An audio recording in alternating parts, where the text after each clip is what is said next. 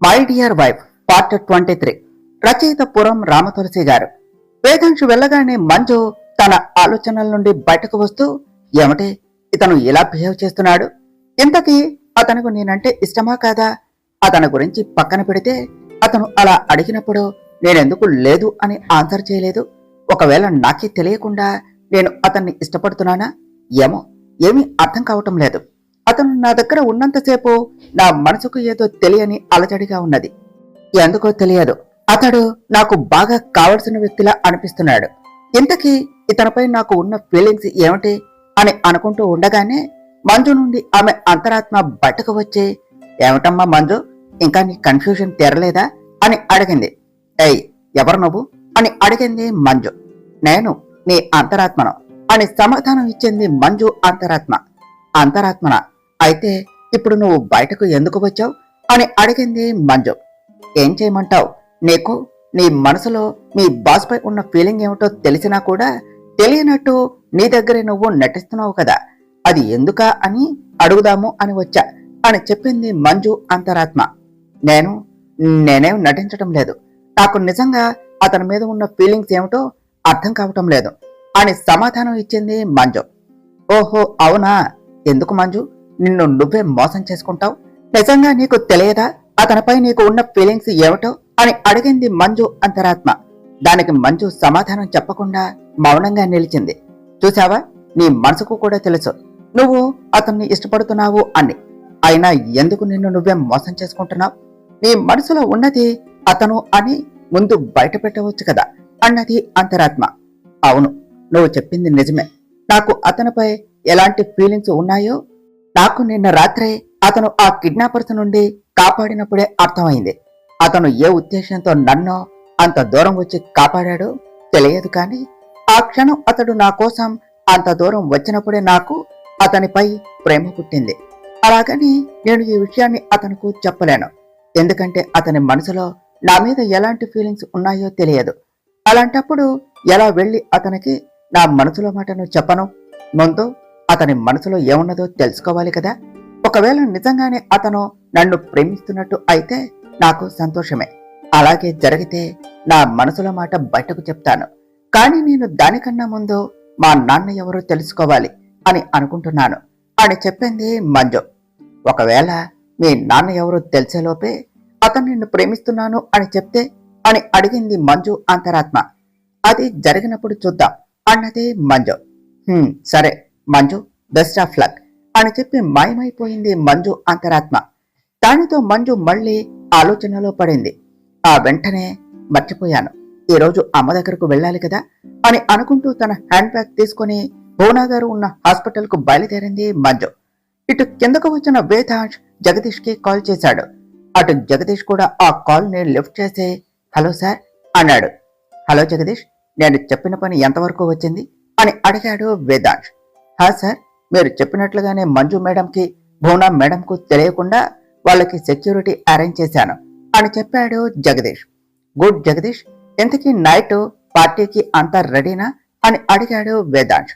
హా సార్, ఇక్కడ అన్ని ఏర్పాట్లు ఫినిష్ అయ్యాయి, మీరు ఒకసారి వచ్చి అంతా చెక్ చేస్తే సరిపోతుంది అని చెప్పాడు జగదీష్. నో నీడ్ జగదీష్, నువ్వు ఒకసారి అరేంజ్మెంట్స్ దగ్గర ఉండి చూసుకున్నాక మళ్ళీ నేను దాని గురించి ఆలోచించవలసిన అవసరం లేదు, నాకు ఒక పని ఉన్నది, నేను మళ్ళీ కాల్ చేస్తా అని చెప్పాడు వేదాంశ్. సరే సార్ అని కాల్ కట్ చేశాడు జగదీష్. ముందు ఒకసారి హాస్పిటల్కు వెళ్ళి భువనా ఆంటీతో మాట్లాడాలి అని అనుకుని వెంటనే తన కారు తీసుకొని అక్కడ నుండి భువనా గారు ఉన్న హాస్పిటల్కు వెళ్ళాడు వేదాంశ్. ఇటు వేదాంశ్ మంజు కంటే ముందే హాస్పిటల్కు వచ్చాడు. అక్కడ రిసెప్షన్ లో భువనా గారి గురించి కనుక్కొని ఆవిడ ఉన్న రూమ్ కు వెళ్ళాడు. అప్పటికే అక్కడ భువనా గారు బెడ్ పై కూర్చొని ఏదో ఆలోచిస్తూ ఉన్నారు. అతనికి భువనా గారు చూడటానికి అచ్చం మంజులానే ఉన్నది అని, అందుకనే మంజుని చూడగానే ఎవరైనా ఆమె భువనా గారి కూతురు అని కనిపెట్టగలుగుతున్నారు అని అర్థం చేసుకుని భువనా గారి దగ్గరకు వెళ్లి ఆంటీ అని పిలిచాడు. భువనా గారు వేదాంశ్ వైపు చూస్తూ, నువ్వు ఎవరు బాబు, నిన్ను ఎక్కడో చూసినట్టు ఉన్నదే అన్నారు. ఆంటీ, నేను వేదాంశిని అని చెప్పాడు వేదాంశ్. వేదాంశ అంటే నువ్వు నా దేవకి కొడుకువా అని ఆశగా అడిగారు భువనా గారు. అవునంటీ, నేను మీ ఫ్రెండ్ దేవకి కొడుకునే అని చెప్పాడు వేదాంశ్. అది వినగానే భువన గారు సంతోషపడుతూ వేదాంశుని దగ్గరకు రమ్మని అతని తలపై చేయి పెట్టి నిమురుతూ వేదు అని ప్రేమగా పిలిచారు. ఆ మాట విన్న వేదాంశు కళ్ళల్లో ఒక్కసారిగా నీళ్లు తిరిగాయి. ఎందుకంటే తనని వేదు అని అతని తల్లి ప్రేమగా ముద్దుగా పిలుచుకునేది. ఆ తర్వాత తనని అలా పిలిచింది భువన గారే. దానితో వేదాంశుకు ఆ క్షణం భువన గారిలో వాళ్ళ అమ్మ కనిపించింది. అతని కళ్ళల్లో కన్నీళ్లు చూసిన భువన గారు, ఏమైంది వేదు, ఎందుకు ఏడుస్తున్నావు అని అడిగారు. ఏమీ లేదంటే మీరు నన్ను అలా పిలవగానే నాకు మా అమ్మ గుర్తుకు వచ్చింది అని చెప్పాడు వేదాంశ్. ఊరుకోనన్నా, ఏడవకు అంటూ వేదాంశ్ కళ్ళల్లో నీటిని తుడుస్తూ చెప్పారు భువన గారు. దానితో వేదాంశ్ మళ్ళీ మామూలవుతూ ఎలా ఉన్నారంటే అని భువన గారిని అడిగాడు. బాగానే ఉన్నాను, కానీ నువ్వేమిటి ఇక్కడ అని అడిగారు భువన గారు. నేను మిమ్మల్ని కలవటానికే వచ్చానంటే అని చెప్పాడు వేదాంశ్. అంటే నీకు నా పరిస్థితి గురించి అంతా తెలుసా అన్నారు భువన గారు. అవునంటే నాకు అదే కాదు, మీరు ఈ విషయం మంజుకి తెలియకుండా దాస్తున్నారు అన్న విషయం కూడా నాకు తెలుసు అని చెప్పాడు వేదాంశ్. ఏమంటే మంజు గురించి నీకెలా తెలుసు అని ఆశ్చర్యపోతూ అడిగారు భువన గారు. నాకు మీరు యాక్సిడెంట్ లో అమ్మా నాన్నతో పాటు చనిపోలేదు అని తెలిసింది. తర్వాత మీ గురించి ఎంక్వైరీ చేసినప్పుడు మంజు గురించి కూడా తెలుసుకున్నాను. ప్రస్తుతం మంజు నా ఆఫీసులోనే వర్క్ చేస్తున్నది అని చెప్పాడు వేదాంశ్. ఇందులో మంజు అక్కడకు వచ్చి భువన గారితో మాట్లాడుతూ ఉన్న వేదాంశును చూసి షాక్ అయ్యి, అదేమిటి, ఇతను ఇక్కడకు ఎలా వచ్చాడు? ఇందాకేగా ఇతన్ని ఇంటి దగ్గర చూశాను, ఇంతలోనే ఇక్కడికి ఎలా వచ్చాడు? అయినా ఇతనికి మా అమ్మ ఎలా తెలుసు అని అనుకుంటూ బయటే నుంచొని వాళ్ళు మాట్లాడుకునేది చాటుగా వింటూ ఉన్నది. నాకు తెలుసు మంజు మీ ఆఫీసులోనే వర్క్ చేస్తున్నది అని, కానీ నేను మీ గురించి ఇంకా తనకు చెప్పలేదు. ఎందుకంటే జరిగిన గతాన్ని తన ముందుకు నేను తీసుకురావాలి అని అనుకోవటం లేదు. కానీ తనకు ఎప్పుడు చెప్పేదాన్ని మీ అమ్మ గురించి, మీ అమ్మకు నేను ఇచ్చిన మాట గురించి.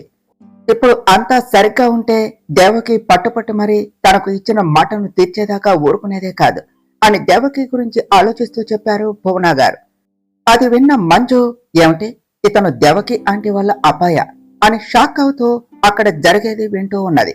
తను లేకపోయినా మా అమ్మ కోరికను నేను తీర్చుతాను ఆంటీ అన్నాడు వేదాంశ్. నువ్వు ఏమంటున్నావు వేదు, నాకేమీ అర్థం కావటం లేదు అని ప్రశ్నార్థకంగా అడిగారు భువన గారు. అవునాంటీ, మా అమ్మ మంజుని తన కోడలు కావాలి అని చిన్నప్పుడే ఆశపడింది. ఆ విషయం నాతో చాలాసార్లు చెప్పింది, కానీ అప్పుడు నాకు ఊహ తెలియదు. తర్వాత అమ్మ నాన్న చనిపోయారు. వాళ్ళ గురించి నేను చాలా బాధపడ్డాను. కానీ కొద్ది రోజులకు అమ్మ డైరీ ఒకటి నా కంటపడింది. దాన్ని తీసి చదివినప్పుడు నాకు ఈ విషయం గురించి తెలిసింది. నేను కూడా అమ్మ ఆశపడినట్టే ఈ పని చెయ్యాలి అని చాలాసార్లు అనుకున్నాను. కానీ మీరు చనిపోయారు అనుకుని మా అమ్మ కోరికను తీర్చలేకపోయాను అని చాలాసార్లు బాధపడ్డాను. కానీ ఇప్పుడు మీరు బ్రతికే ఉన్నారు అని తెలిసింది. మా అమ్మ కోడలుగా చేసుకోవాలి అని అనుకున్నది మంజునా అని నాకు ముందు ఆశ్చర్యం వేసింది. కానీ నేను వెతికే అమ్మాయి నా ముందే ఉంది అని చాలా సంతోషించాను. కాబట్టి ఇప్పటికైనా మా అమ్మ కోరిక తీర్చాలి అని అనుకుంటున్నాను. అది మీకు ఇష్టమైతేనే అన్నాడు వేదాంశ్. భువన గారు ఆనందపడుతూ ఇంతలోనే ఏదో భయంతో, నువ్వు ఇది మీ అమ్మ కోరిక తీర్చాలి అని మాత్రమే చెప్తున్నావా అని అడిగారు.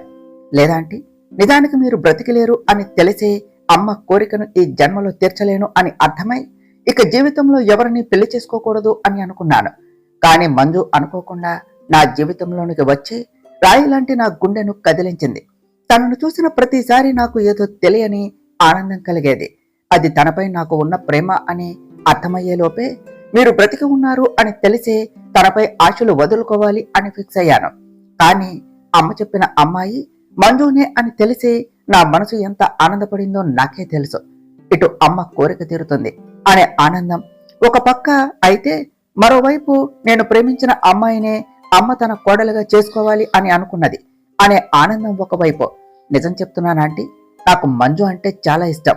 ఐ ప్రామిస్ యూ, మంజుని జాగ్రత్తగా చూసుకుంటాను అని చెప్పాడు వేదాంశ్.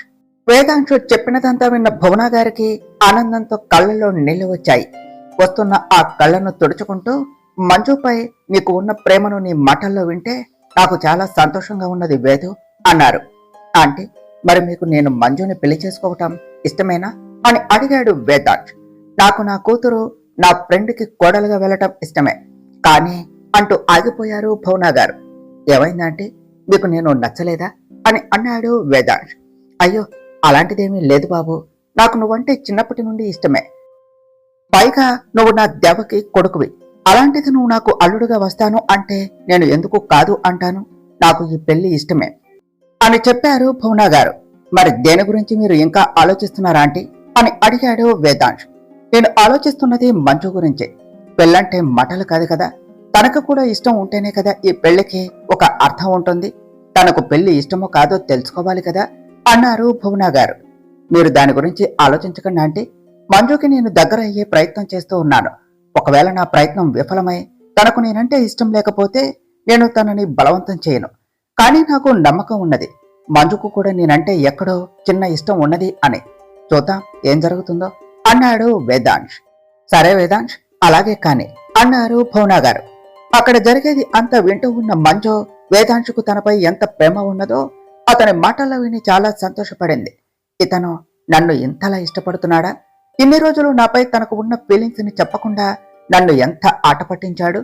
మీరు నన్ను ఇంతలా ప్రేమిస్తున్నారా సార్ అని అనుకుంటూ అప్పటి వరకు వారి మధ్య జరిగినదే అంతా గుర్తు చేసుకున్నది. అప్పటి వరకు అతను తనకి దగ్గర కావటానికి అలా బిహేవ్ చేశాడు అని అర్థం చేసుకుని తనలో తానే మురిసిపోయింది. నిజంగా నేను చాలా లక్కీ. మీలాంటి వ్యక్తి నాకు దొరకటం. నన్ను ఇంతలా ప్రేమించే మిమ్మల్ని వదులుకోవటం నాకు ఇష్టం లేదు. కానీ నా మనసులో కూడా మీరంటే ఉన్న ఇష్టం మీకు అప్పుడే చెప్పను.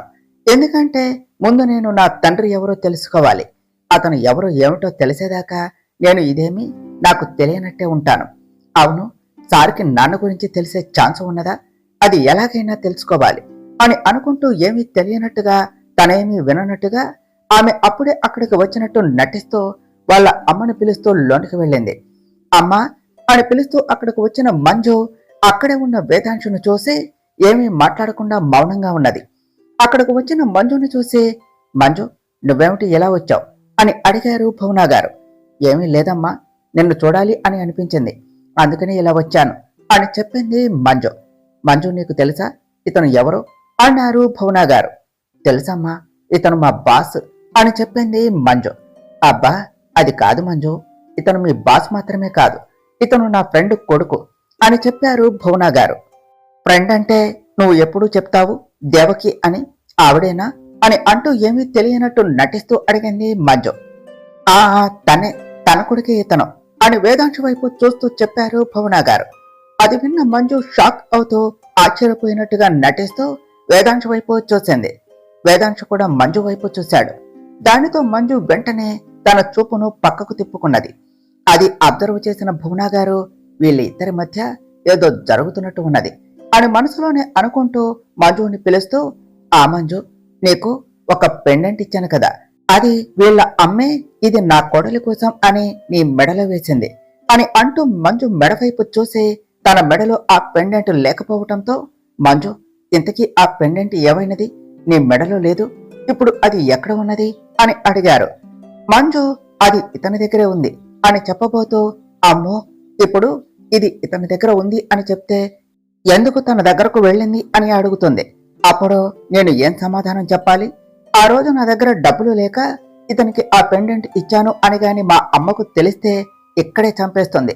అసలే అది తన ఫ్రెండ్ జ్ఞాపకము అని జాగ్రత్తగా ఉంచమని మరీ చెప్పింది. ఈ విషయం అమ్మకు చెప్పకపోవటమే మంచిది. ప్రస్తుతానికి ఏదో ఒకటి చెప్పి మేనేజ్ చేసి తర్వాత ఇతనికి ఆ మనీ ఇచ్చేసి ఆ పెండెంట్ తీసుకుని అమ్మకు ఇవ్వాలి అని మనసులోనే అనుకుంటూ, అది హాస్టల్లో నా రూమ్ లో ఉన్నదమ్మా అని అబద్ధం చెప్పింది. ఓ అవునా, సడన్ గా అది నీ మెడలో లేకపోయేసరికి దాన్ని ఎక్కడ పారేసుకున్నావో అని భయపడ్డా. పోనీలే, అది నీ దగ్గరైతే భద్రంగానే ఉన్నది కదా అన్నారు భువన గారు. నువ్వేమీ కంగారు పడకమ్మా, అది నా దగ్గరే ఉన్నది అని చెప్తూ వేదాంశు వైపు చూసింది. వేదాంశు మంజు వైపు చూస్తూ, నిజం ఆంటీకి చెప్పనా అన్నట్టు మంజుని బెదిరిస్తూ సైగ చేసి చెప్పాడు. మంజు వద్దు అన్నట్టుగా రిక్వెస్ట్ చేస్తూ సైగ చేసి చెప్పింది. మొత్తానికి వేదాంశుని మంజు రిక్వెస్ట్ చేసి ఆ విషయం చెప్పకుండా ఆపింది. అలా వారిద్దరూ సైగలతో మాట్లాడుకోవటం గమనించిన భువన గారు చిన్నగా నవ్వుకుంటూ వారి వైపు ఆనందంగా చూస్తూ ఉండిపోయారు.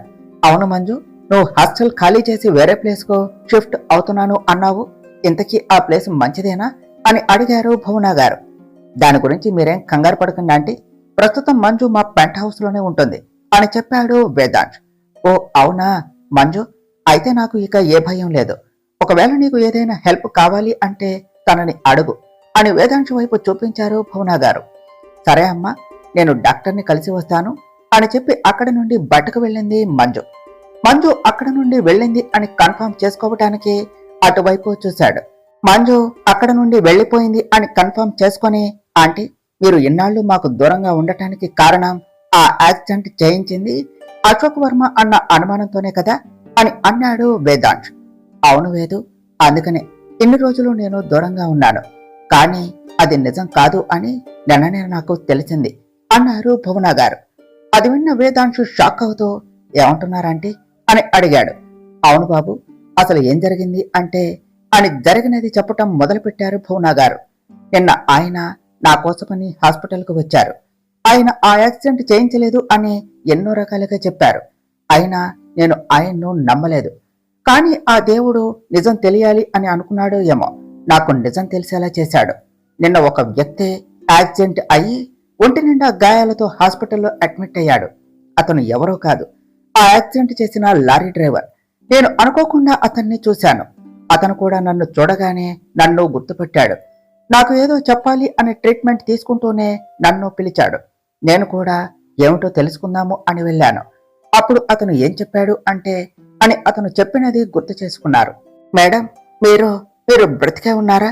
నేను ఇన్ని రోజులు మీకు చేసిన అన్యాయానికి దేవుడు నాకు తగిన శిక్షణ వేశాడు. నన్ను క్షమించండి మేడం. డబ్బుకు కక్కుర్తిపడి ఆ మేడం చెప్పారు అని ఆ రోజు ఆ యాక్సిడెంట్ చేశాను అని చెప్పాడు ఆ లారీ డ్రైవర్. ఏమిటి మేడమా? అదేమిటి ఆ రోజు నువ్వు ఎవరితోనో ఫోన్లో మాట్లాడుతూ అశోక్ వర్మ గారు ఈ యాక్సిడెంట్ చేయించారు అని అన్నట్టుగా మాట్లాడావు కదా, ఇప్పుడేమిటి ఎవరో మేడం చేయించారు అని చెప్తున్నావు అని అడిగారు భువన గారు. లేదు మేడం, నేను ఆ రోజు ఫోన్లో చెప్పింది అంతా అబద్ధమే. ఆ రోజు ఆ యాక్సిడెంట్లో ఎవరైనా బ్రతికితే నిజం బయటపడకూడదు అని ఆ మేడం అశోక్ వర్మ గారి పేరు చెప్పమన్నారు అని చెప్పాడు లారీ డ్రైవర్. ఏమంటున్నావు నువ్వు? అసలు ఏం జరిగింది? నీకు ఆ పని చేయమని చెప్పింది ఎవరు అని అడిగారు భువన గారు. మేడం గారు అంటే ఆ రోజు ఒక ఆవిడ నా దగ్గరకు వచ్చి అటువైపు ఒక కారు వస్తుంది, ఆ కారుకి యాక్సిడెంట్ చేయమని, ఆ పని చేస్తే నాకు ఊహించనంత డబ్బు ఇస్తాను అని చెప్పింది. నాకు అప్పుడు డబ్బుతో చాలా అవసరం ఉండటం వల్ల నేను ఆ పనికి ఒప్పుకున్నాను. ఆవిడ ఒకవేళ ఆ యాక్సిడెంట్ లో ఎవరైనా బ్రతికితే తన మీదకు అనుమానం రాకుండా అశోక్ వర్మ పేరు చెప్పమని చెప్పారు. అందుకే నేను ఆ రోజు అతని పేరు చెప్పాను అని చెప్పాడు ఆ డ్రైవర్. అది విన్న భువన గారు షాక్ అవుతూ, అంటే ఆయన చెప్పినది నిజమేనా అని అనుకుంటూ వెంటనే ఇంతకీ ఈ పనంతా నీతో చేయించినది ఎవరో అని అడిగారు భువన గారు. అది అది ఎవరో కాదు అని చెప్తూ అతను చనిపోయాడు. అలా నిన్న జరిగినది అంతా వేదాంశుకు చెప్పారు భువన గారు. అదంతా విన్న వేదాంశు షాక్ అవుతూ, నాకు నిజం ముందే తెలుసు అంటే, కానీ మీకు ఈ నిజం ఎలా నిరూపించాలో తెలియక మేమంతా ఆలోచిస్తూ ఉన్నాం. కానీ మీకు నిజం ఎవరి ద్వారా తెలియాలో వాళ్ళ ద్వారానే తెలిసింది అన్నాడు. కానీ ఆ పని చేయించింది ఎవరో ఇంకా తెలియదు అన్నారు భువన గారు. నాకు తెలుసా అంటే ఆ పని చేయించింది ఎవరు అన్నది అని చెప్పాడు వేదాంశ్. ఏమిటి, ఆ పని చేయించింది ఎవరో నీకు తెలుసా? ఎవరు ఈ పని చేసింది అని అడిగారు భువన గారు. మీ వదిన రాగిణీదేవి అని చెప్పాడు వేదాంశ్. భువన గారు ఆ మాట వినగానే, ఏమిటి మా వదిన తనెందుకు ఎలా చేసింది అని అడిగారు. ఎందుకంటే మీ నాన్నగారు ఆ ఆస్తి మొత్తం మీ పేరు మీద రాశారు కాబట్టి అని చెప్పాడు వేదాంశ్. ఏమిటి వేదు నువ్వు చెప్పేది? నాన్నగారు ఆస్తి మొత్తం నా పేరు మీద రాయటం ఏమిటి అని ఆశ్చర్యపోతూ అడిగారు భువన గారు. అవునంటే ఆస్తి మొత్తం మీ పేరు మీదే ఉన్నది, అందుకనే మిమ్మల్ని చంపాలి అని చూశారు. అంతేకాదు ఇంకా ఆవిడ చేసిన నేరాలు చాలానే ఉన్నాయి అని రాగిణీదేవి చేసిన నేరాల గురించి చెప్పాడు వేదాంశ్. అది విన్న భువన గారు, చిచ్చే అసలు అది మనిషేనా? ఆస్తి కోసం మరీ ఇంతలా దిగజారిపోవాలా? దానివల్లే మా నాన్నగారు చనిపోయారు. నేను, మా అమ్మ, మా అన్నయ్యకు దూరం అయ్యాము. చివరికి మమ్మల్ని చంపాలి అని కూడా చూసింది.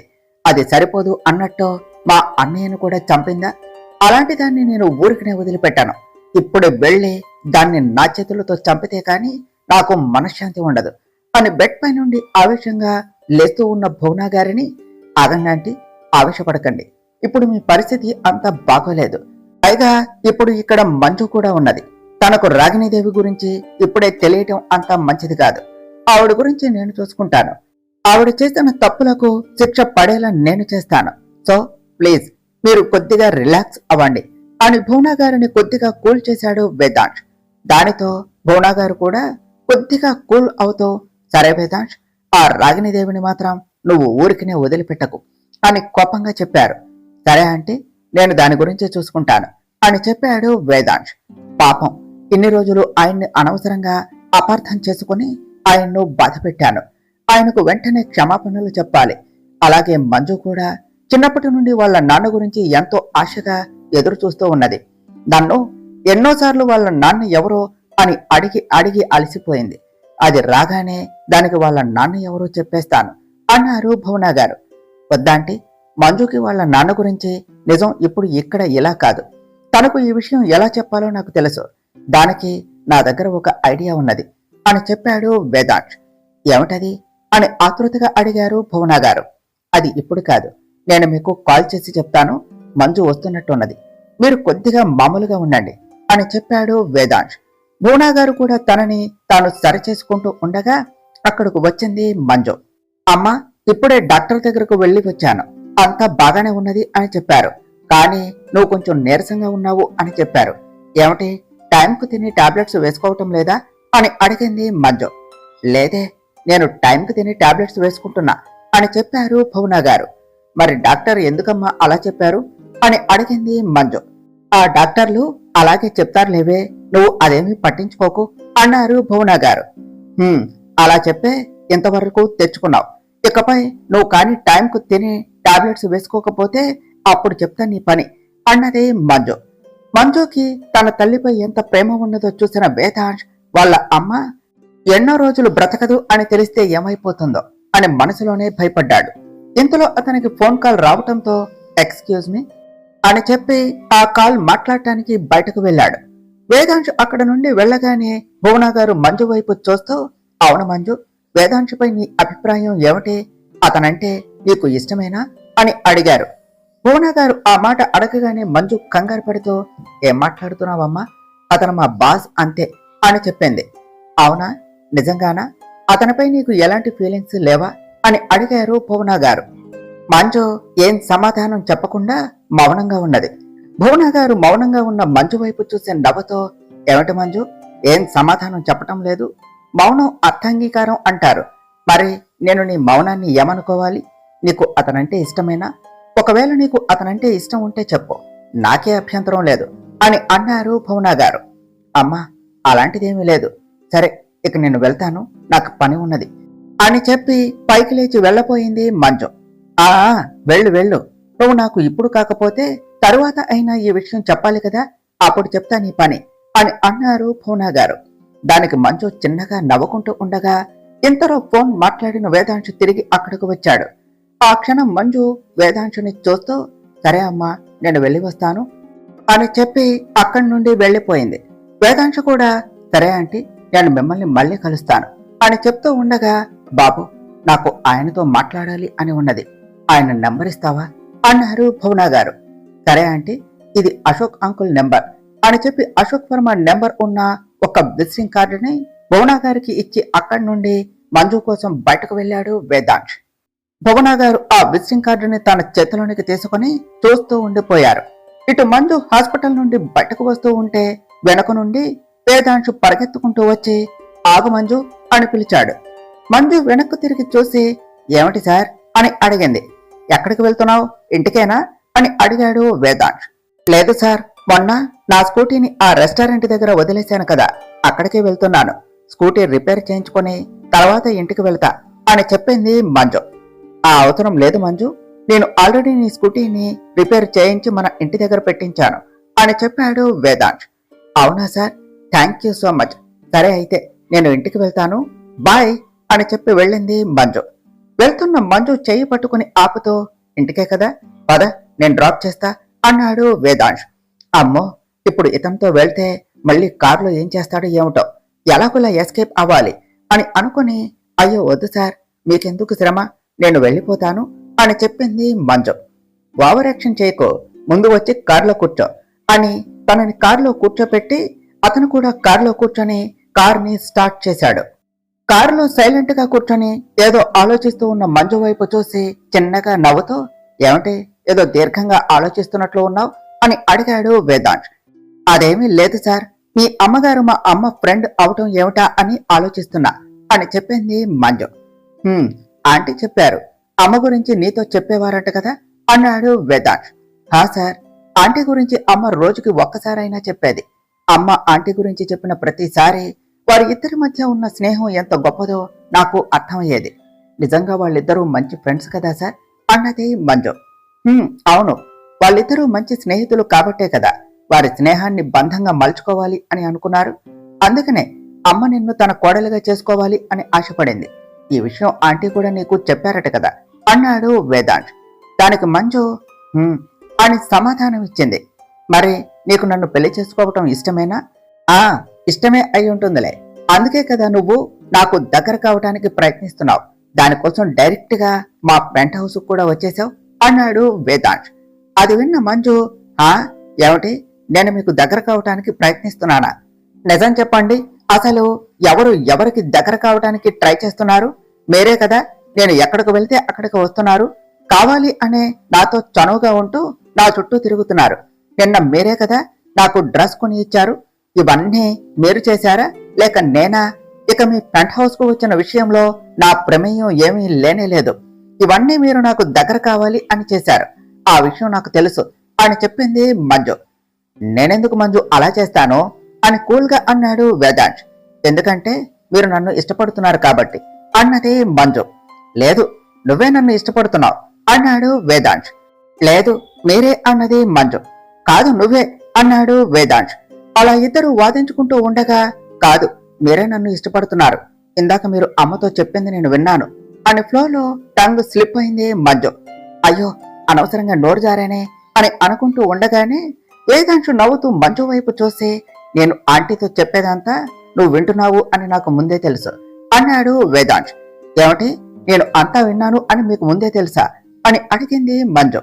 అవును, ఆంటీకి నీ గురించి చెప్పిన తర్వాత అక్కడే ఉన్న నిన్ను నేను చూశాను అని చెప్పాడు వేదాంత్. అది విన్న మంజు షాక్ అవుతూ, దొంగ మొహోడు చూసేశాడంట. అవునులే, ఆ డెగ కళ్ళు ఎప్పుడు నా మీదే ఉంటాయి కదా అని మనసులోనే అనుకుంటూ ఉండగా వేదాంత్ సడన్ గా తన కార్ని ఆపాడు. సడన్ గా కారు ఆగటంతో మంజు తన ఆలోచనల నుండి బయటకు వస్తూ కారు ఒక హోటల్ ముందు ఉండటం చూసి, ఏమిటి సార్ ఇక్కడ ఆపారు అని అడిగింది. చెప్తా, ముందు కారు దిగు అన్నాడు వేదాంత్. మంజు కారు దిగి నుంచున్నది. వెంటనే వేదాంత్ మంజు చేయి పట్టుకుని లోపలకు తీసుకుని వెళ్ళాడు. సార్, ఎక్కడికి వెళుతున్నాం? నన్ను ఎందుకు ఇక్కడికి తీసుకుని వచ్చారు అని అడిగింది మంజు. అబ్బా మంజు, చెప్తాను కదా, కాసేపు వెయిట్ చేయి అని ఒక రూమ్ లోనికి తీసుకుని వెళ్ళాడు వేదాంత్. ఆ రూమ్ లోనికి వెళ్లేసరికి ఆ రూమ్ అంతా చీకటిగా ఉన్నది. దానితో మంజు, ఏమిటి సార్ ఈ రూమ్ అంతా ఇంత చీకటిగా ఉన్నది అని అంటూ ఉండగానే ఆ రూమ్ లో ఒక్కసారిగా లైట్స్ ఆన్ అయ్యాయి. మంజు ఆ రూమ్ ని చూసి షాక్ అయ్యింది.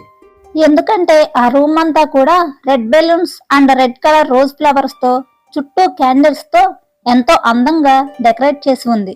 అది చూడగానే మంజు ఆశ్చర్యపోతూ, ఏంటి సార్ ఇదంతా అని అడిగింది. వేదాంత్ మంజుని రూమ్ మధ్యలోకి తీసుకెళ్లి తనకి కొంచెం దూరం జరుగుతూ, మంజు, మన పరిచయం నీకు తెలిసి 10 రోజులే అయ్యుండొచ్చు. కానీ మన పరిచయం ఇప్పుడు కాదు, 20 ఏళ్ల క్రితమే జరిగింది. కానీ అప్పటికి మనకి అంత ఊహ తెలియదు. కానీ నాకు ఒకటి బాగా గుర్తు. నాకు 8 ఇయర్స్ ఉన్నప్పుడు అనుకుంటా, ఒక ఆవిడ 3 to 4 ఇయర్స్ ఉన్న పాపను తీసుకుని మా ఇంటికి వచ్చింది. అప్పుడు ఆ పాప పింక్ ఫ్రాక్ వేసుకుని చిట్టి చిట్టి అడుగులు వేసుకుంటూ నా దగ్గరకు వచ్చి తన దగ్గర ఉన్న చాక్లెట్ తీసుకొచ్చి నాకు ఇచ్చింది. నాతో చాలాసేపు ఆడుకుంది. ఆ తర్వాత ఆ పాపని నేను మళ్ళీ చూడలేదు. నేను చాలాసార్లు మా అమ్మని అడిగాను, అమ్మా, ఆ పాప ఎవరు, మళ్ళీ ఎందుకు ఆ పాప మన ఇంటికి రాలేదు అని. అమ్మ ఏం చెప్పిందో తెలుసా అంటూ వాళ్ళమ్మ చిన్నప్పుడు తనకు చెప్పిన మాటల్ని మంజుకు చెప్పాడు వేదాంత్. నానా వేదు, ఆ పాప ఇప్పుడు చదువుకోవడానికి వేరే ఊరు వెళ్ళింది, అందుకే మళ్ళీ మన ఇంటికి రాలేదు అని చెప్పారు దేవకి గారు. మరి మళ్ళీ ఆ పాప ఎప్పుడొస్తుందమ్మా అని అడిగాడు వేదాంత్.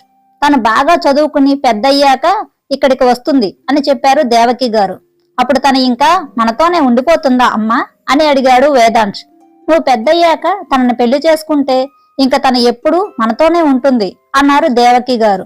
అంటే నేను తనని పెళ్లి చేసుకుంటే ఎప్పుడు ఇక్కడే ఉండిపోతుందా అన్నాడు వేదాంశ్. అవును వేదు, మరి నువ్వు పెద్దయ్యాక తనని పెళ్లి చేసుకుంటావా అని అడిగారు దేవకి గారు.